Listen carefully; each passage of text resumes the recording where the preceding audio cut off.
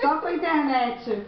Aí ela falou, não, eu vou ligar. Eu falei, então tá bom, que eu tô sem telefone fixo, né? O celular tem dois, mas tava tudo sem crédito. Eu falei assim, não, liga lá pra mim. Aí a Luciene ligou. Vocês se conhecem pela internet. Como é que pode isso, né? Pela internet, não nunca foi na vi casa dela pessoalmente ainda não. A gente Ai, fala meu quase todo Deus. dia. Que Ela boa, mora ela no falou. Fonseca. Aí ela, falei, até chamei ela pra vir, mas ela falou, não, eu vou fazer Se você um não almoço vem, com não? meu namorado. Ela é nova, né? É. Aí eu falei, então tá, da outra vez a gente vai. Ah, eu gosto. Aí, obrigada, tá? Ter ligado, senão eu não teria muito vindo. obrigada. Você nem imagina que satisfação que eu tenho de você, sabe?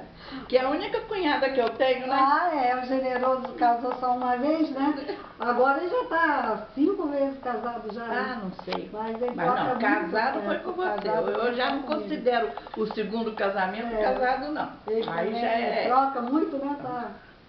Agora ele tá pra Mato Grosso, tá viajando. Então é por isso que ele não veio. Eu liguei pra ele, falei, Carlinhos, olha, não esqueça do meu aniversário, hein? Mas menina, mas tava tão bonito, tão singelo, parecia uma festa. Abre aí o presente pra ver se você vai gostar.